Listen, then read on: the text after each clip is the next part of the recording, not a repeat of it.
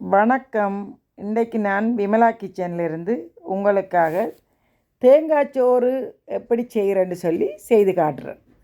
உங்களுக்கு வித்தியாசமாக இருக்கும் தேங்காய் சோறுண்டா என்னன்னு சொல்லி நான் இந்த வீடியோவில் உங்களுக்கு தான் தேங்காய் சோறு செய்கிறது எப்படின்னு சொல்லி போட்டு காட்டுறேன். இதை பார்த்து விமலா கிச்சனை சப்ஸ்கிரைப் பண்ணுங்கள், லைக் போடுங்க. உங்களுக்கு இந்த வீடியோ பிடிச்சிருந்தா கமெண்ட் பண்ணுங்கள், உங்களோட நண்பர்களோட ஷேர் பண்ணுங்கள். நீங்கள் தேங்காய் சோறு வீட்டில் எப்படி செய்கிறேன்னு சொல்லி நான் இந்த வீடியோவில் போடுறேன், பார்த்து தெரிஞ்சு கொள்ளுங்க.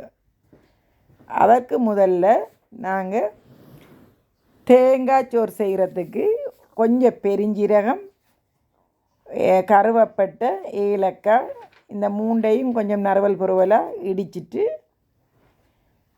வெங்காயம் ஒரு 50 கிராம் போதும், அதையும் வெட்டி வச்சுட்டு, உங்களுக்கு ஊரில் ரம்பையில் கருவேப்பிலையெல்லாம் கிடைக்கும், அப்போ அதையெல்லாம் போட்டு இந்த தேங்காய் சோறை வீட்டில் செய்து பாருங்கள்.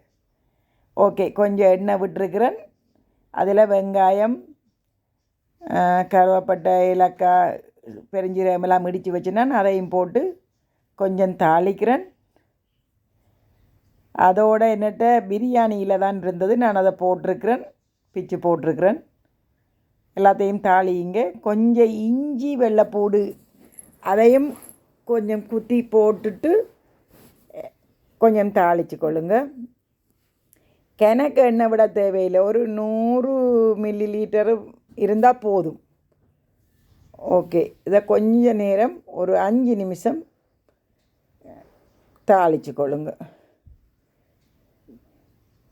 கொஞ்சம் வாசம் வந்து கொண்டிருக்கும். இன்னும் கொஞ்சம் பெருஞ்சீரகம் சேர்த்து கொள்ளுங்க. அது நான் முதல் இடித்து போட்டு நான் நறுவல் பொருவலாக இது கொஞ்சம் இடிக்காமல் போடுறேன். நல்லா பொரிய தேவையில், கொஞ்சம் வதங்கின பருவம் இருந்தால் போதும். ஒரு அரைக்கரண்டி மஞ்சத்தூள் போடுங்க. வெள்ளைப்பூடி, இஞ்சி, மஞ்சத்தூள், பெருஞ்சீரகம், வெங்காயம், கருவேப்பிலை கட்டாயம் போடுங்க. கட்டாயம் ரம்பையில் பிச்சு போடுங்க. கருவேப்பட்டை, ஏலக்காய் சேர்த்துருக்குறேன். இதை தாளித்து கொண்டு வரைக்கும் வாசமாக இருக்கும். இந்த பாருங்கள், நான் பால் சேர்க்க போகிறேன், தேங்காய் பால். ஒரு 200 மில்லி லிட்டர் பால் சேருங்க. உங்களுக்கு வீட்டில் தேங்காய் உடைச்சி திருவுறதா இருந்தால் ஒரு தேங்காய் போதும், 1 கிலோ அரிசிக்கு தேங்காய் சோறு செய்கிறதுக்கு. வித்தியாசமாக இருக்குது, பேரை உங்களுக்கு கேட்கவே வித்தியாசமாக இருக்குமென்னு நினைக்கிறேன். என்னென்னு சொன்னால், என்ன தேங்காய் சோறுண்டா தேங்காய் போட்டு செய்கிறதாண்டு, இது தேங்காய் பால் ஊற்றி செய்கிறது. முஸ்லீம் ஊர்களெல்லாம் செய்வாங்க, முஸ்லீம் ஆக்கள் இருக்கிற ஊர்களெல்லாம் செய்வாங்க. கொஞ்சம் உப்பு சேர்த்துக்கொள்ளுங்க தேவையான அளவு. எல்லாத்தையும் போட்டு கலக்கிட்டு கொஞ்சம் பால் கொதிக்கட்டும்.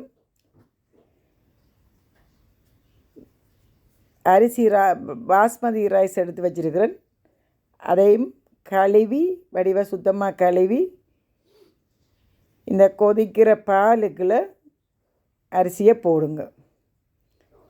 இது நாங்கள் வீட்டில் செய்கிற கஞ்சி வடித்து சோறு காய்ச்சிற மாதிரி இல்லை, இதுக்கு நாங்கள் சரி தண்ணி வைக்க வேணும். சரி தண்ணி என்றால் சில பேருக்கு விளங்காது. கஞ்சி வடிக்காமையே சோறு எப்படி பதமாக இறக்குறேன்னு சொல்லி நான் இந்த வீடியோவில் காட்டுறேன். இந்த அரிசியையும் போட்டுட்டு கொஞ்சம் கிண்டி விடுங்க. பால் கொதிச்சு கொண்டே இருந்தது, நாங்கள் அதுக்குள்ளே அரிசி போட்டு நாங்கள் இந்த பாருங்கள், நான் சரி தண்ணி காட்டுறேன். எங்களோட விரலால் நாங்கள் சொல்கிறதா இருந்தால் 1.5 இன்ச்சுக்கு பாலுக்கும் அரிசிக்கும் இடையில் இருக்கணும். ஓகே, பார்த்தீங்களா, பதம் வந்து கொண்டிருக்கு. அடுப்பை ஸ்லிம்மாக வச்சுக்கொள்ளுங்க. அடுப்பு எப்போவும் இது சமைக்க கொஞ்சம் ஸ்லிம் அடுப்பில் வச்சுக்கொள்ளணும், தணல் குறைவாக இருக்கணும். நாங்கள் ஒரு 2 நிமிஷத்துக்கு ஒருக்கா கிண்டி விட்டு கொண்டிருக்கணும். பதமாக வெந்து கொண்டு வருகுது. கிட்டத்தட்ட ஒரு 7-8 நிமிஷம் போதும் இது சமைச்சு எடுக்கிறதுக்கு. ஈஸியாக வீட்லேயே செய்து பாருங்கள். செய்து பார்த்துட்டு எந்த கொமெண்டில் போடுங்க. விமலா கிச்சனை பார்த்து நிறைய பேர் ஆதரவு தந்திருக்கிறீங்க.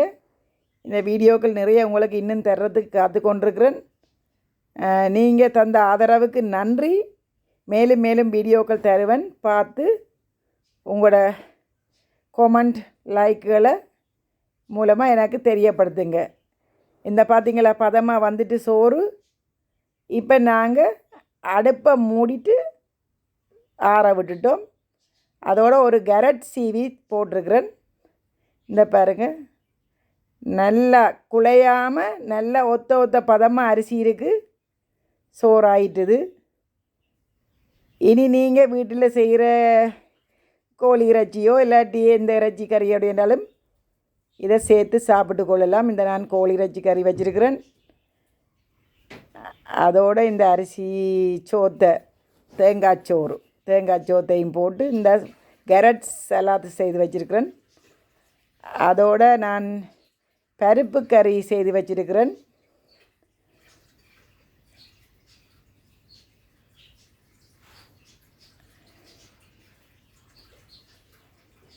பருப்பு கறி செய்து வச்சுருக்கிறேன். எல்லாத்தையும் கலந்து சாப்பிடுங்க, சுவையாக இருக்கும். அதோடு நான் ஒரு தக்காளி சம்பலும் சேர்த்து வச்சுருக்கிறேன். கோழி இறைச்சி, தக்காளி சம்பல், கேரட் சம்பல், இந்த மூண்டையும் சேர்த்து இந்த சோத்தோடு சாப்பிட்டுட்டு சுவையாக இருக்கான்னு பார்த்து எனக்கு கொமெண்டில் போடுங்க.